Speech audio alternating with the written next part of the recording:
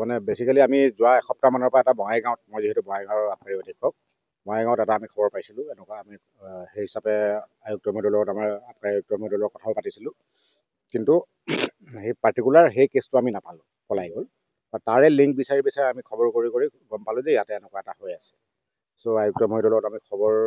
দিলোঁ তেনেকৈ তেওঁলোকে গুৱাহাটীৰ পৰা পঠালে এখেতসকলক আমাৰ DSC পাঞ্জাৱ পাইঙি আৰু ইনস্পেক্টৰ ৰিজৱান ইছলাম তেওঁলোকৰ আণ্ডাৰত এটা টিম পঠালে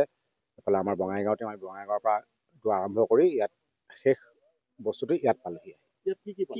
ইয়াত এতিয়া আপোনালোকে হয়তো দেখা পাইছে 3 ঠাইত আমাৰ টোটেল আমি খালী কাৰ্টুনৰ পৰা বটল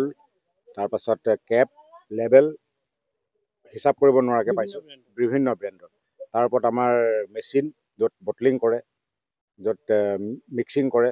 বেটবোৰ পাইছোঁ আৰু ENA এক্সট্ৰা নিউট্ৰেল এলকহল যিটো স্পিৰিট আমাৰ বুলি কয়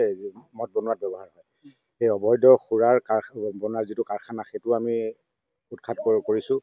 প্লাছ তাৰ লগত আমি অসংখ্য এনেকুৱা তাৰ লগত জড়িত কিছুমান বস্তু পাইছোঁ লেবেলৰ পৰা আৰম্ভ কৰি কাৰ্টুনলৈকে খালী বটলৰ পৰা সেই সকলোবোৰ এতিয়া আপোনাৰ দেখা পাইছে 3 ঠাইত আমি এতিয়া 4 ঠাই আমি শেষ কৰিব পৰা নাই এতিয়ালৈকে মানে গণি শেষ কৰিব পৰা নাই আমাৰ সময় লাগিব হয়তো সেইকাৰণে ডিটেইলছটো আমি পিছতহে জনাব পাৰিম এতিয়া কোন ইনভলভ আছে কি আছে সেইটো পিছৰ কথা এইটো তদন্তৰ ক্ষেত্ৰত আমি প্ৰকাশ নকৰোঁ ইয়াতে আমি মাত্ৰ 3জন মানে কাম কৰা মানুহ পাইছোঁ স্পটত তেওঁলোকে এতিয়া শুনামতে তেজপুৰৰ ওচৰৰ কোনোবা ঠাইৰ কাম কৰিবলৈ লৈ আহিছে ইয়াত তাৰমানে ইয়াত যিটো অবৈধ সুৰা চক্ৰ ইয়াতে যিখিনি আছে ইয়াত জেভিয়াৰ নাৰ্জাৰী আৰু ফুংকা নাৰ্জাৰী বুলি দুজনৰ এই ঘৰকেইটা তেওঁলোকৰ লগত কোন কোন ইনভলভ আছে সেইটো আমি এতিয়া মানে ক'ব নোৱাৰিম তেওঁলোকক ক'ত আছে তেওঁলোক 2জনে পলাতক বুলি শুনিছোঁ ৰাতিয়ে পলাইছে আমাৰ যিহেতু গুৱাহাটীৰ মানুহখিনি আহি ৰাতি পাইছেহি সিহঁতক কেনেবাকৈ খবৰ পাই পলাইছে কিন্তু বাকী আমাৰ অনুসন্ধান জাৰি থাকিব আশা কৰিছোঁ তেওঁলোকে সুৰাখিনি প্ৰস্তুত কৰিবলৈ যিখিনি কেঁচা সামগ্ৰী লাগে কেমিকেল হয় এইখিনি তেওঁলোকে ক'ৰ পৰা কেমিকেল বেচিকেলি চাওক স্পিৰিটটো লাগে ENA বাহিৰত ক'ৰবাৰ পৰা বা ভূটানৰ পৰা হয়তো আনিব পাৰে ভূটানতো ফেক্টৰী আছে ডিষ্টিলাৰী আছে প্লাছ লেবেল বটল এইবোৰ ফেক গোটেইখিনি কেলকাতাৰ পৰা আনে বুলি আমি জানো পশ্চিমবংগৰ পৰা আহে তেওঁলোকে যিসকলে এইবোৰ প্ৰস্তুত কৰে তেওঁলোকে এইখিনি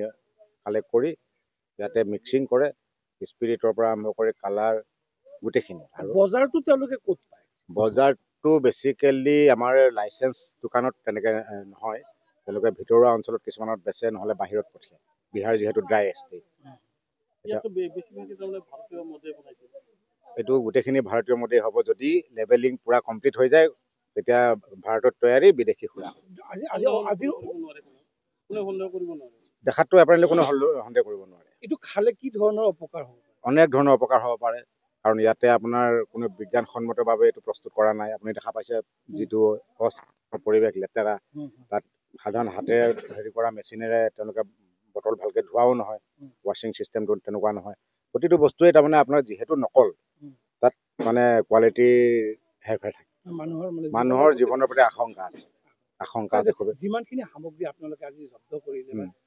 কিমান টকাৰ মূল্য সামগ্ৰী এতিয়া আমিতো গোটেইখিনি একেলগ কৰিব পৰা নাই তথাপি ৰাফ হিচাপ মিনিমাম 50 লাখ